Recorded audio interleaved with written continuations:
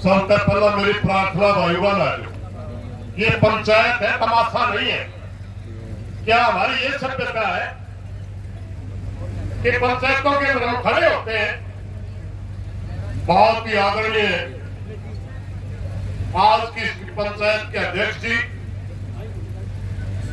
वह पूरे एरिया क्षेत्र के आए हुए मोदी पंचों, माताओं, बहनों,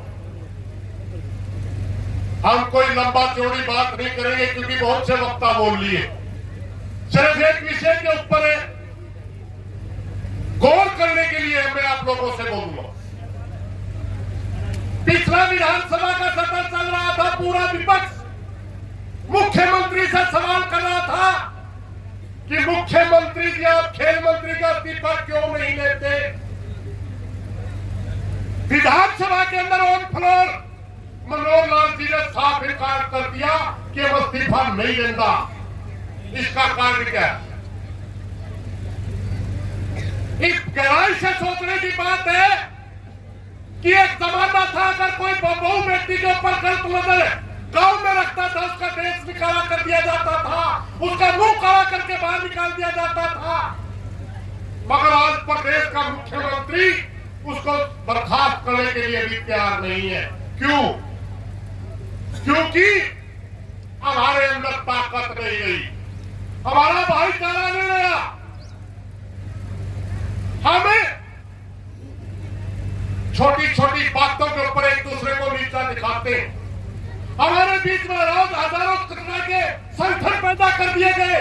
कोई गोरक्षा के नाम से सीधे कत्ल कर रहा है, कोई किसी मंदिर मस्जिद के नाम से लड़ रहा है, कोई जातीय धर्म के नाम से लड़ रहा है, कोई हमारे को जातीय धर्म में बांट करके अपना फायदा उठा रहा है।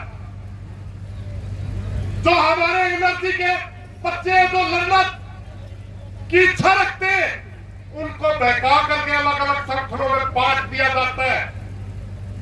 पिछले दिनों हमने देखा किसान आंदोलन में बहुत से बच्चे हमारे समाज के लड़ने के लिए निकले, मगर हमारे जैसे लोगों ने ही अपने अपने उनको बांट लिया।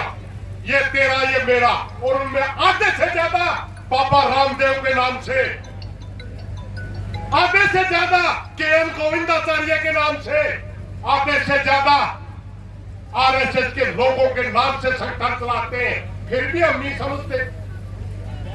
अगर हमारी ताकत बिखर गई, अगर सर छोटू राम के परिवार में पैदा होकर के हम एक लाइन नहीं समझे, डॉक्टर अम्बेडकर के देश में पैदा होकर के एक लाइन नहीं समझे, दोनों महापुरुषों ने एक ही संदेश दिया था कि अगर हजारों साल तक दलितों ने गुलामी भोगी, उसका कारण था पाखंडवाद।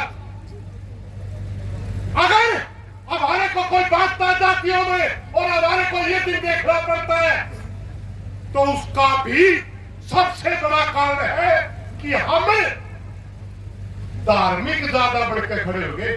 छोटू राम ने कहा था मंडी और फंडी से बचना है, हमने अपने महापुरुषों का संदेश छोड़ दिया।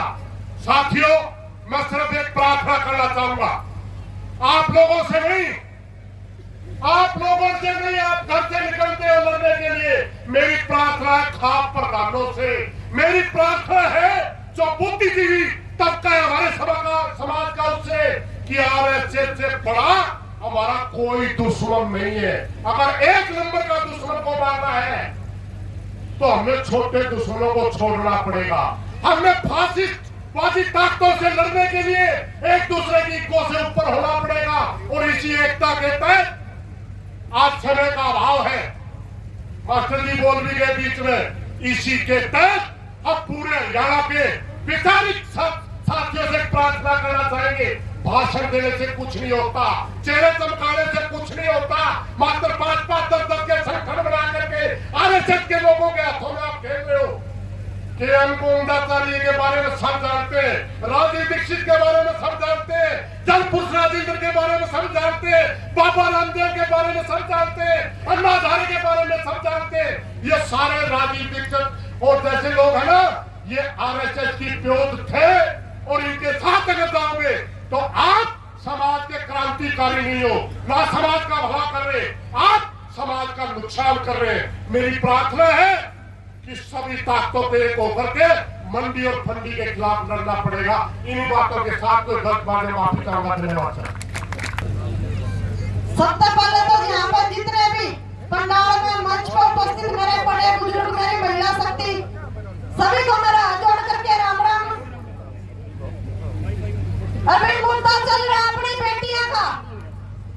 सरकार बड़े बड़े वायदे कर रहा है, बड़े बड़े नारे दे रहा है, लेकिन नारे इतने बड़े दे दिए भी बेटी बचाओ और बेटी पढ़ाओ, लेकिन किसका बचावा हम अपनी बेटियां ने।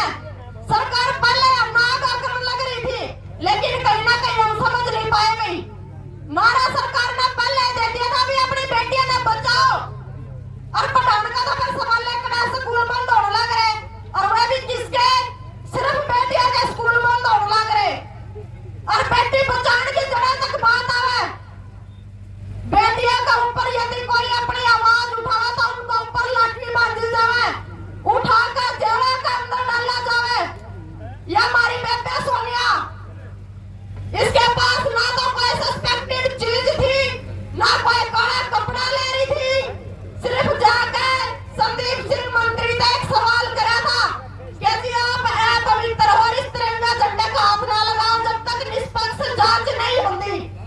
लेकिन उन्होंने क्या करा, गुंडा ने हमारे बेटे का गला में तो चुन्नी उतार के फांसी लगाई, घसीट के ने बाहर फेंका गया।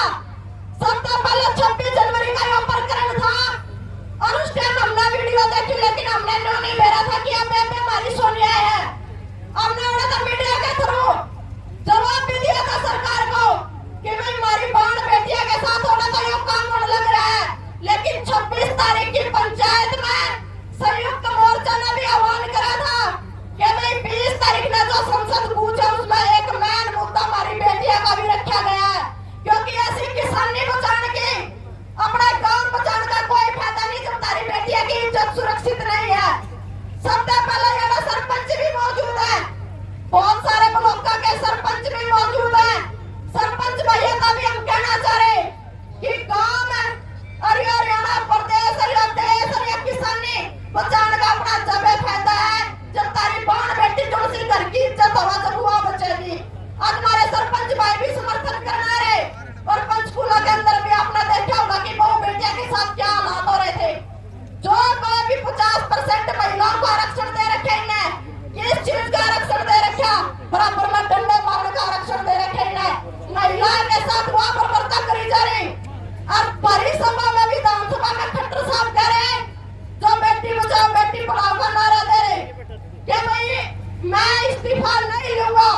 3 बार नया बात दोहराई कि मैं इस्तीफा नहीं लूंगा।